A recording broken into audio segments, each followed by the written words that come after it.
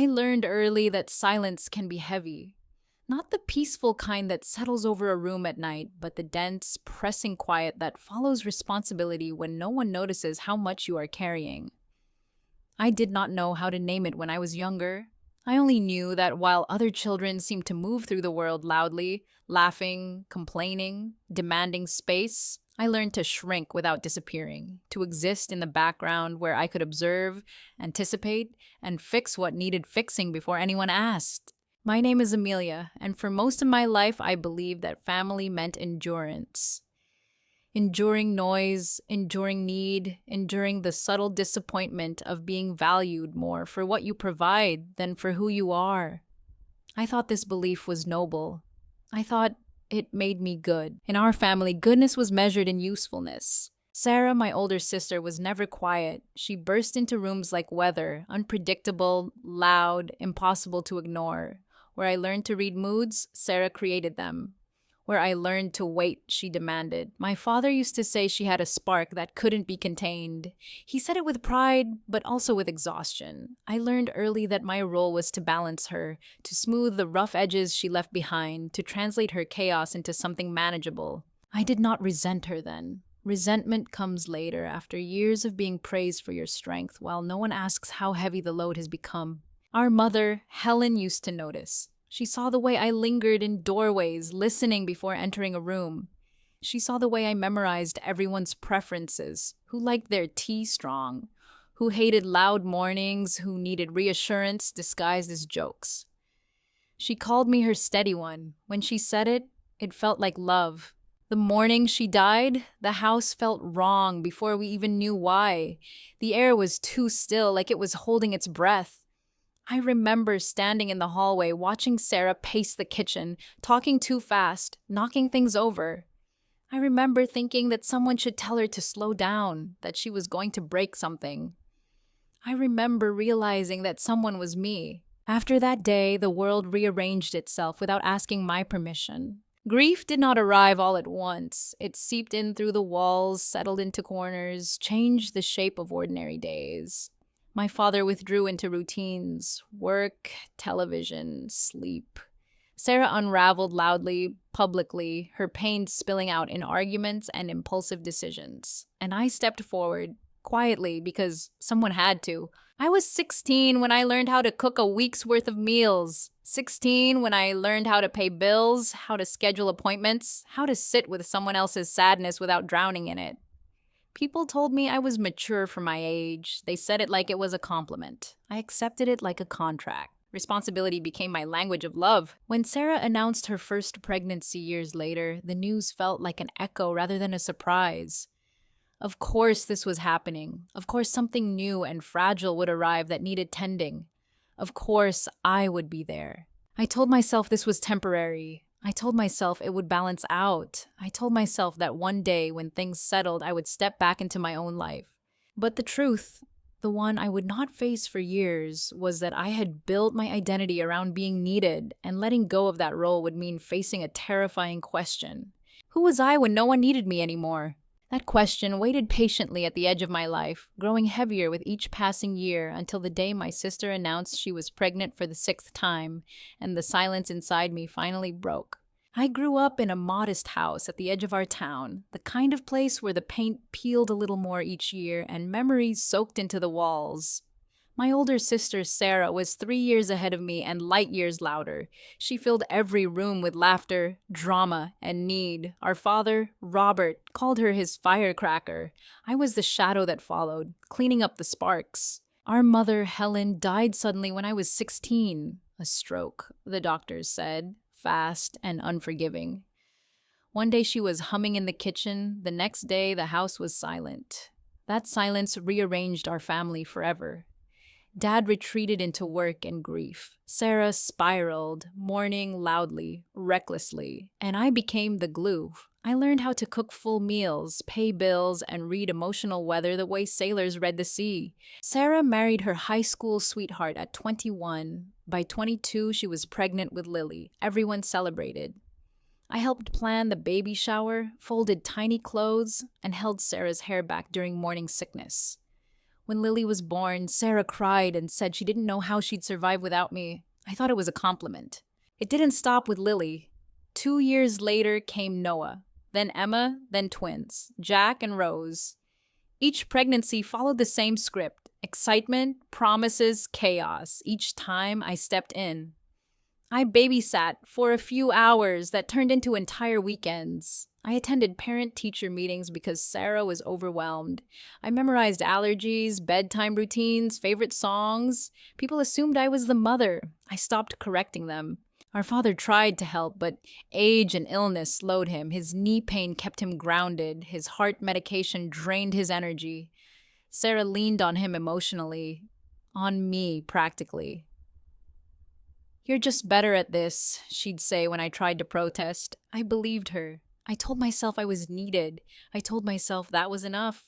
By my early 30s, my life existed entirely in the margins. I worked a stable but uninspiring job. I dated occasionally. Nothing serious. How could I explain that I already had 5 children who weren't mine? Then I met Daniel. Daniel was calm where my life was chaotic. He listened without trying to fix me. On our 3rd date, he asked me what I wanted from life. The question stunned me. I hadn't been asked that in years.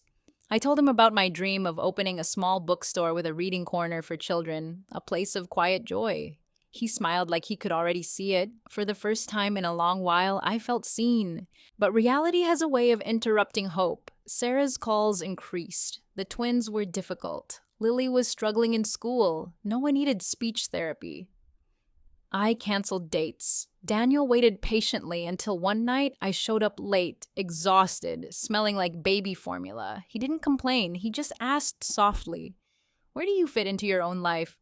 Then came the 6th pregnancy. It was announced on a Sunday afternoon in Sarah's cluttered kitchen. Toys littered the floor. The kids hovered around me instinctively. Sarah stood there, hands on her belly, glowing with expectation. "I'm pregnant," she said, smiling wide. No one cheered. I felt something inside me finally give way, not with a scream, but with a quiet, irreversible crack. As Sarah talked about fresh starts and better plans, Lily tugged my sleeve, asking for help with homework.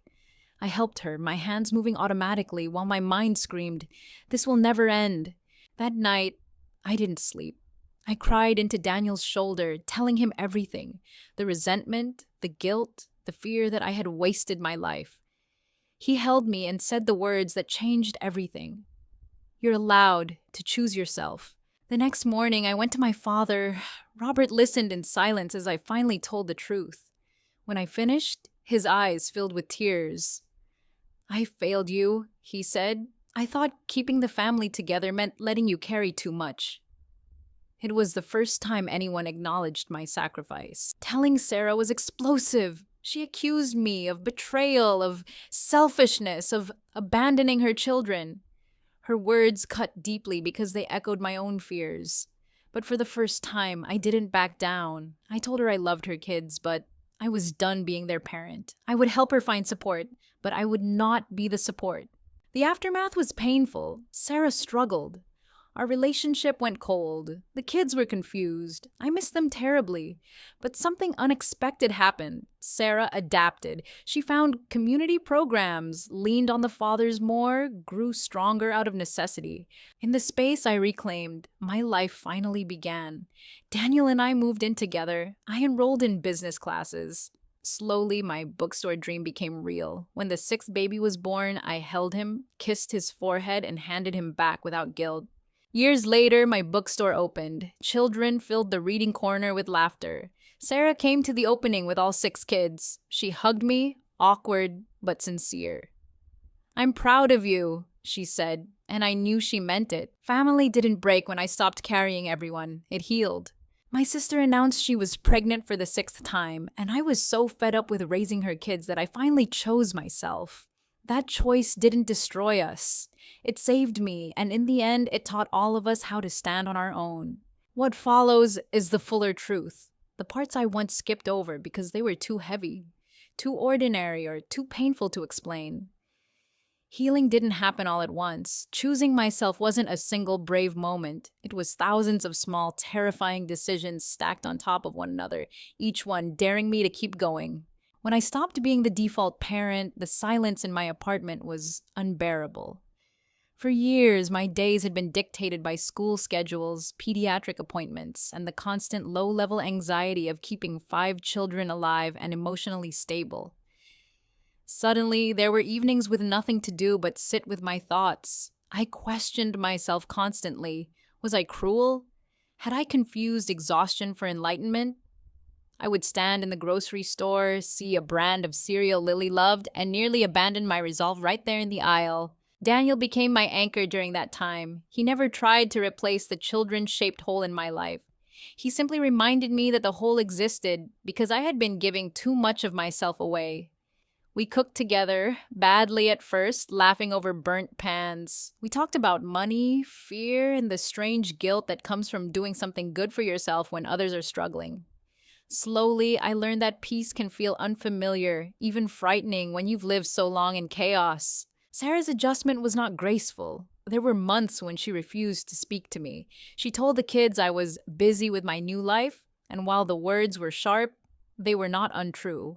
I was busy. Busy learning how to exist without being needed every second. But time has a way of sanding down anger. The kids continued to grow. Lily became more confident. Noah's speech improved once he started consistent therapy. The twins found stability in routines Sarah was forced to create herself. Our father's health declined, then stabilized. Free from the unspoken assumption that I would manage everything, he confronted his own role in our family dynamics. We had long talks, honest ones, about my mother, about grief, about how love can turn into expectation if you're not careful. Those conversations repaired something between us that I hadn't even realized was broken. The bookstore took years to build. Permits, loans, doubt, it all piled up. There were nights I nearly quit, convinced I was chasing a childish fantasy. But then I would remember how it felt to read to the kids before bedtime, how stories had been my refuge when my mother died, and I would keep going. Daniel supported me without absorbing me. That, I learned, is what partnership is supposed to look like. On the day the store opened, sunlight poured through the front windows like a blessing. Shelves lined the walls, filled with stories waiting to be discovered. The children's reading corners sat in the back, soft rugs and bright cushions arranged just the way I'd imagined all those years ago. When Sarah walked in with all 6 children, my heart stuttered. For a moment, I saw my old life standing in the doorway. But this time was different. The kids ran to the books, not to me. Sarah stood beside me, nervous, hands clasped together. "I didn't know how to do it without you," she said quietly. "But I'm glad you made me learn." That was the apology I needed. Years later, as I write this, the children are older. They don't need me in the same way, and that's okay. Sarah and I are sisters again, not co-parents locked in resentment. My father reads in the bookstore every Thursday afternoon. Daniel and I are married, equals in a life we built together. My sister announced she was pregnant for the 6th time, and I was so fed up with raising her kids that I finally stopped. That decision didn't end my family. It ended a cycle.